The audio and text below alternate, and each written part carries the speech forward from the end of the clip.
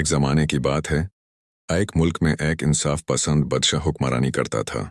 उसका दरबार बहुत मशहूर था, जहाँ दूर दूर से लोग अपनी फरियाद लेकर आते।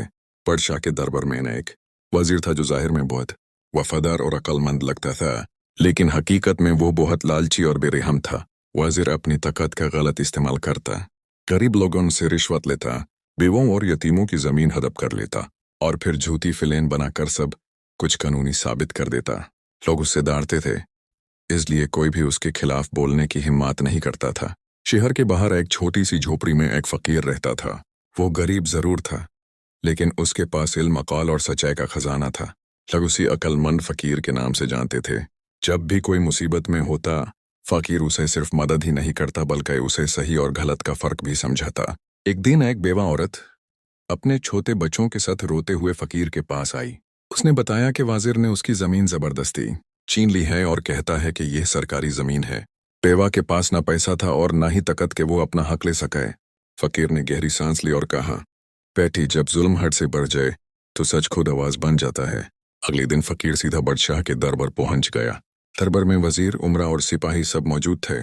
फकीर ने अदब से सलाम की और बोला, बादशाह सलामत। आज मैं ना तो भीख मांगने आया हूं और ना ही इनाम के लिए।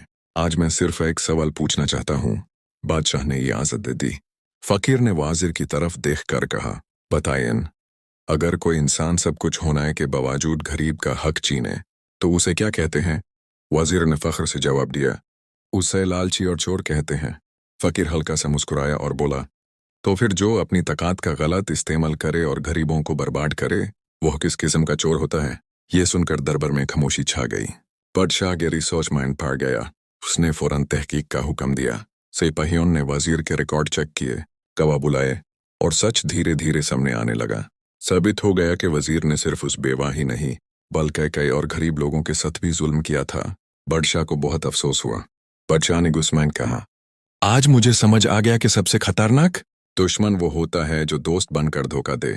उसी वक्त वजीर को उसके ओहदे से हटा दिया गया। उसकी सारी नाजायज जायदाद जब्त कर ली गई और बेवा औरत की जमीन वापस कर दी गई। बादशाह ने फकीर की तरफ देखकर कहा, आज तुमने मुझे सिखा दिया कि अकाल और सच्चाई ताकत और दौलत से ज्यादा बड़ी होती है।